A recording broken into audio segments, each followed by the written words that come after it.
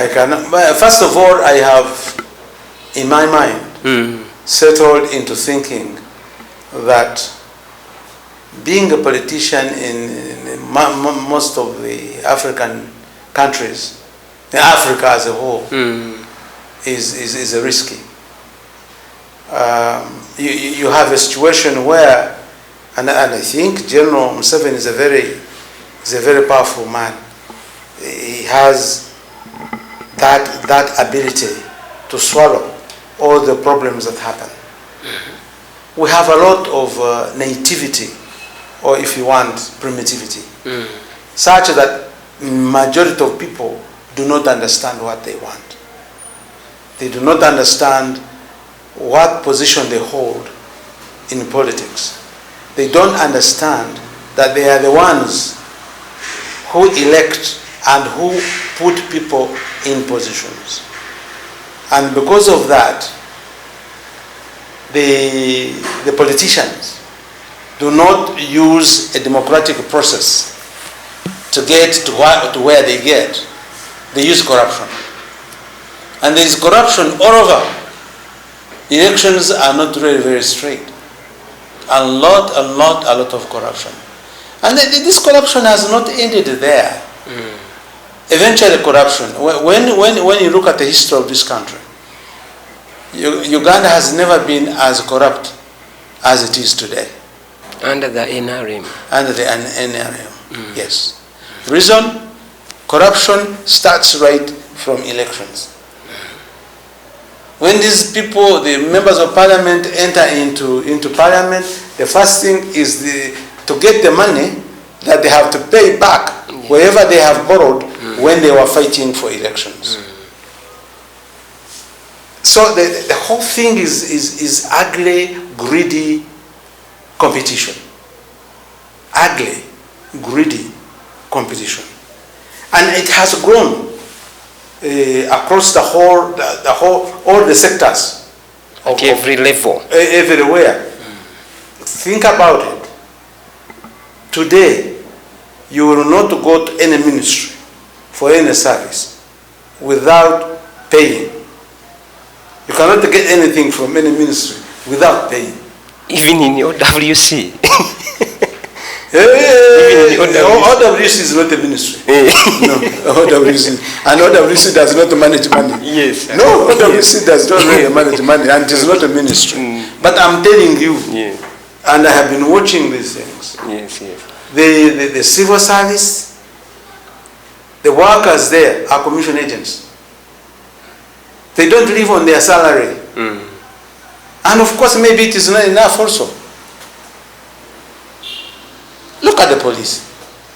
You put a man on the police on the road. The traffic. The traffic to manage all these beautiful cars. But this man earns, I think, about 400,000. I don't know exactly. Thereabout. This money is not enough for him to last a month. So, where does the government think he gets the money to last a month? And those who have stayed long, you see their stomachs like this. Big stomachs. You think they are getting money from where? Is this the little salary they are paying them? So after observing all these things that are happening, my mind is saying, leave alone politics. After all, I'm old now. I don't think I need to go and start contesting with young people. It doesn't pay. But one thing that now we are facing, we are talking about corruption. Corruption starts with the parliament. You know. So how do you fight it if the representatives of the people are themselves corrupt? Well, how you go to court? Court where? Is worse, or from what you know? Certainly worse. In fact, the people now mostly fear are magistrates.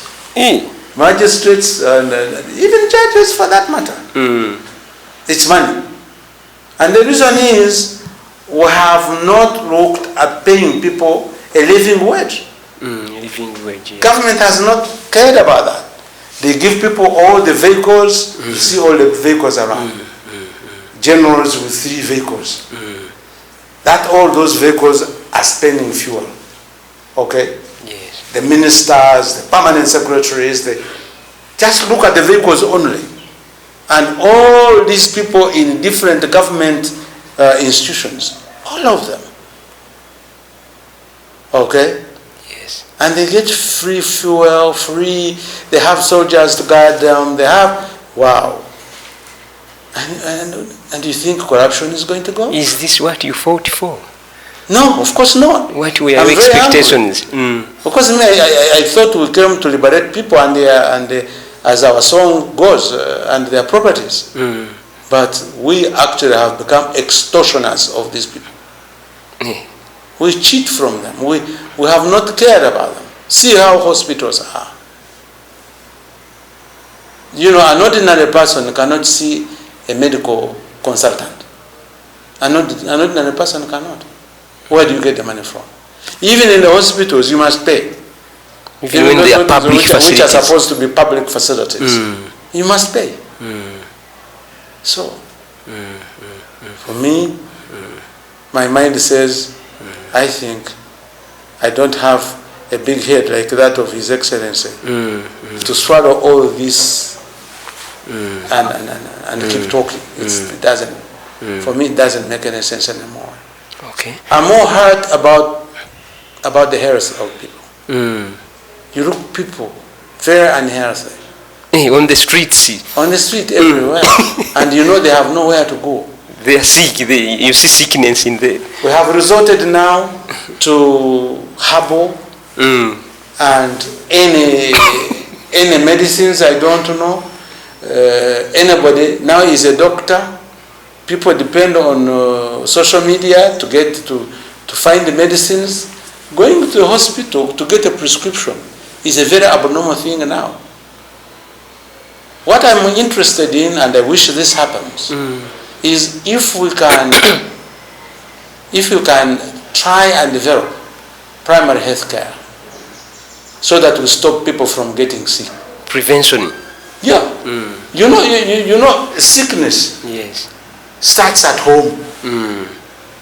All the diseases that we talk of start at home. Prison, bad food, poor hygiene, poor sanitation, lifestyle, small girls getting pregnant. All this begins at home, and it's because we have no system of that actually helps people to realize that health is not about going to hospital. Health is about not going to hospital. This word they tend to use, called disease, it's not actually a disease. There is no such a word like disease. It is dis-ease. You get my point?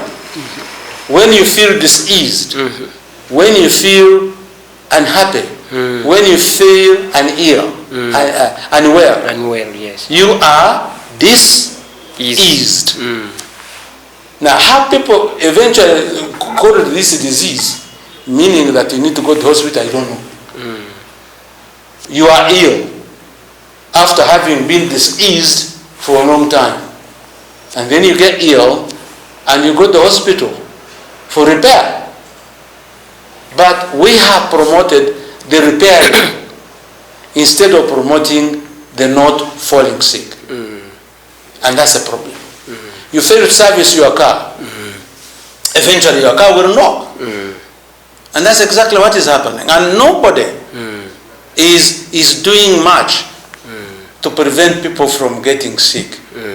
And now illnesses have overwhelmed the biomedical service. In our language, in African language, in Uganda language, we call in medical. Yes. In our language, you call it edwariro. Where you go to be sick from.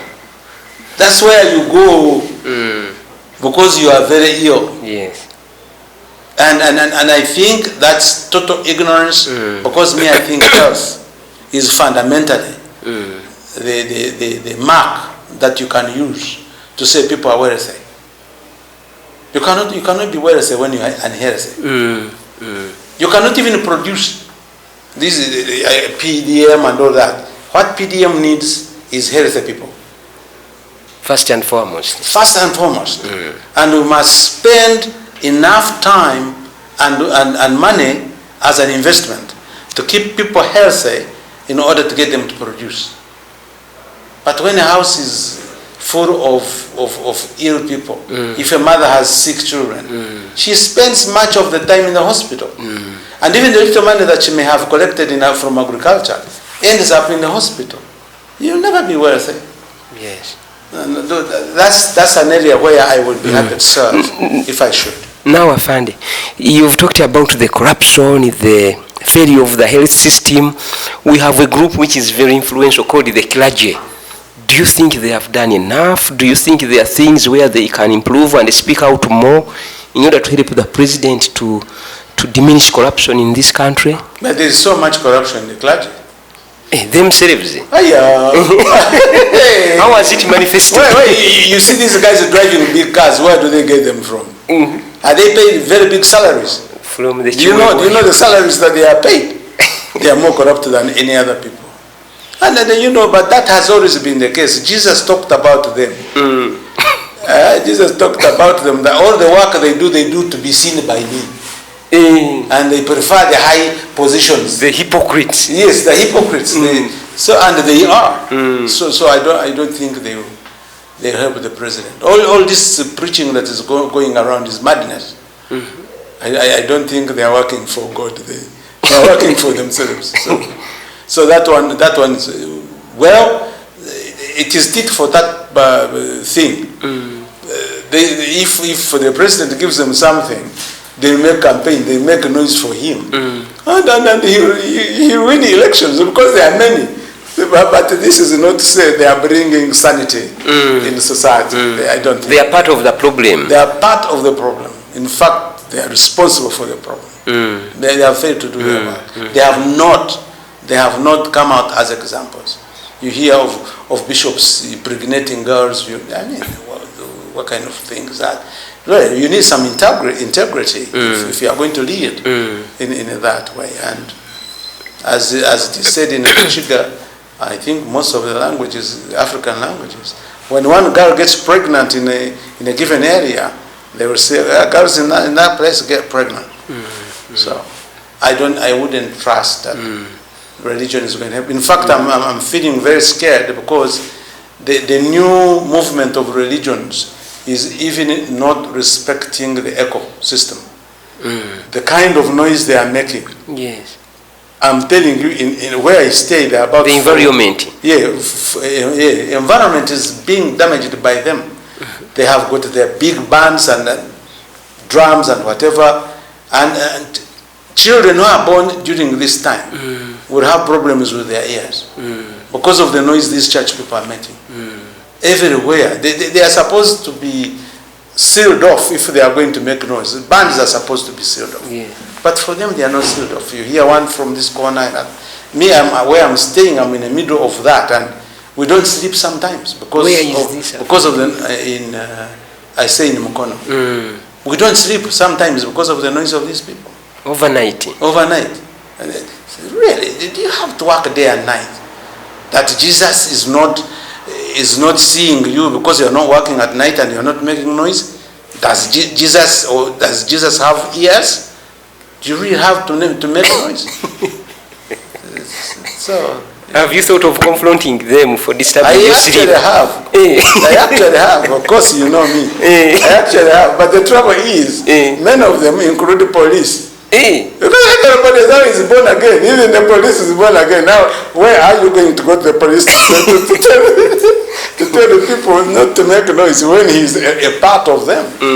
It's a big problem. You've confronted the pastor? Yeah. I have gone to the police, I have called them, we have had quarrels and what.